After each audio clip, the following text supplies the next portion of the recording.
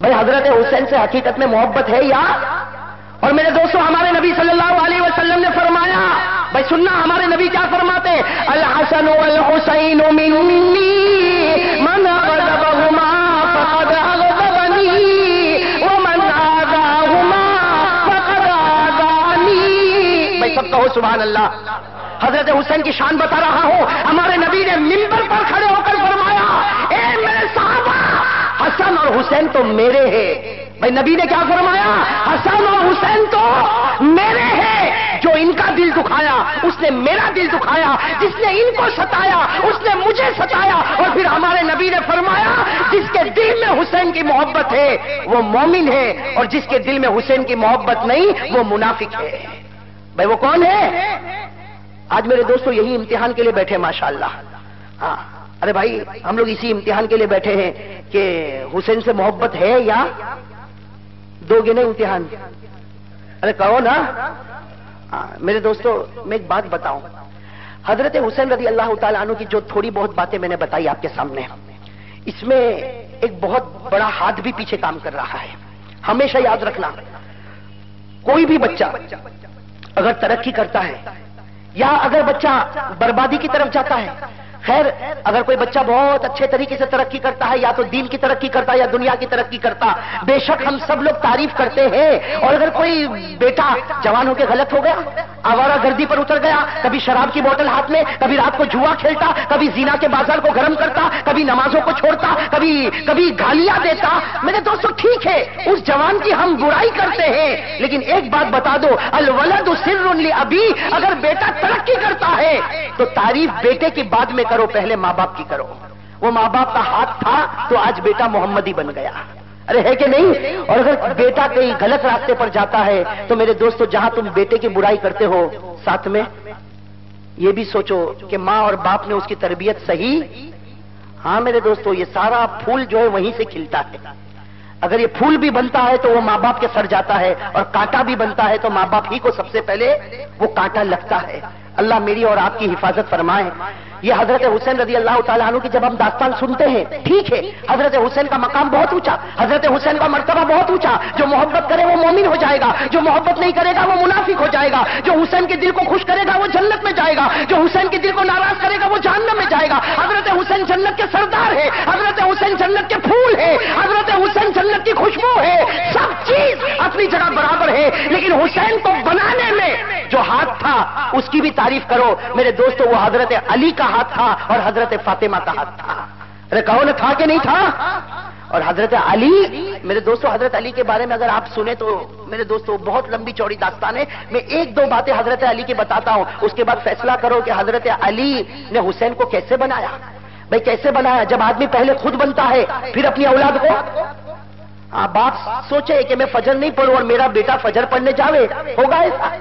ٹھیک ہے رات کو ڈانٹے گا، بیٹے کو مارے گا تو بیٹا زبردستی چلا جائے گا، لیکن اس وقت تک جائے گا جب تک باپ کا ڈر دل میں ہوگا۔ جس دن باپ کا ڈر دل سے نکلا پھر فجر۔ کیوں؟ اس لیے کہ باپ نے اپنے ڈر سے فجر پڑھائی تھی، کاش کہ خدا کے ڈر سے پڑھائی ہوتی تو زندگی بھر کا نمازی بنتا۔ ہم لوگ تو اپنے ڈر سے بچوں کو نمازی بناتے، کیوں؟ اس لیے کہ پہلے اپنے دل کو بنا، قسم خدا کی اللہ تیرے بچے کو بنا دے گا۔ بنائے گا کہ نہیں بنائے گا؟ یہ حضرت علی رضی اللہ تعالیٰ عنہ کون تھے؟ حضرت حسین کے، ارے کون ہے زور سے؟ حضرت حسین کے والد ابا کون؟ حضرت میرے دوستوں دل کو ہلا دینے والے واقعات ہیں، میں آپ کو دو تین واقعے بتاؤں۔ حضرت علی رضی اللہ، آپ کا وقت تو نہیں ہو رہا نا بھائی؟ وقت تو نہیں ہو رہا نا، بلکہ میں کہتا ہوں کہ ایسی راتوں میں تو کسی بیان کرنے والے کو روکنا بھی نہیں چاہیے اور ناراض بھی نہیں ہونا چاہیے، اس لیے بڑی محنت کے ساتھ میرے دوستوں یہ اتنے سارے پروگرام کوئی کرنا آسان کام نہیں، میں جانتا ہوں اتنے سارے پروگرام جو ہوئے ہیں، اور میرے دوستوں آپ لوگ یہ کہیں کہ بھائی ہمارے 12 بج گئے، ابھی سے تو 12 نہیں بجیں گے نا بھائی، 12 تو نہیں بجیں گے نا، 12 تو بیان کے آخر میں ہی بجتے ہیں جب وصولی ہوتی ہے نا بھائی۔ میں حضرت علی رضی اللہ تعالیٰ عنہ کی داستان آپ کو سنا، میرے دوستوں دل کو ہلا دینے والی بات ہے۔ حضرت علی رضی اللہ تعالیٰ عنہ سے کسی نے پوچھا، کیسا سوال اور کیسا انوکھا جواب۔ حضرت علی رضی اللہ تعالیٰ عنہ سے کسی نے پوچھا، اور کب پوچھا؟ جب حضرت علی کوفہ کے امیر تھے۔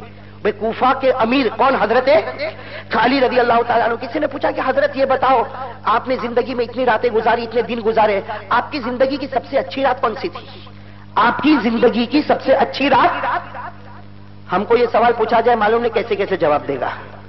ہے نا. ہمارا والا تو کہے گا جو دن شادی ہوئی وہ سب سے اچھی رات تھی. عجیب و غریب جواب ہمارے. بھائی وہ علی تھے. حضرت علی رضی اللہ تعالی عنہ جب کوفہ میں امیر المؤمنین, کسی نے پوچھا کہ حضرت علی بہت راتیں گزاری, بہت دن گزارے, بتاؤ تمہاری سب سے اچھی رات کون سی؟ کیا فرمایا؟ فرمایا قسم کھا کے کہتا ہوں سب سے اچھی رات وہ رات تھی جو میں مکہ میں حضور کے بستر پر سویا تھا. کہو نا سبحان اللہ. کہتے سب سے اچھی رات وہ رات تھی کہ مکہ مکرمہ میں حضور صلی اللہ علیہ وسلم کے بستر پر میں سویا تھا, اور حضور اور حضرت ابو بکر ہجرت کے لیے کہاں گئے؟ مدینہ گئے, اور مجھے کہہ کر گئے تھے, حضور مجھے کہہ کر گئے تھے علی پوری رات میرے بستر پر سونا اور صبح سب کی امانتیں ادا کرنا. بھائی صبح سب کی امانتیں ادا کرنا اور پھر مدینے پہنچ جانا. حضرت علی فرماتے قسم خدا کی اس رات سے اچھی کوئی رات نہیں, اور اتنی گہری نیند سویا کہ کبھی نہیں سویا تھا. کہتے اتنی گہری نیند سویا کہ کبھی نہیں سویا.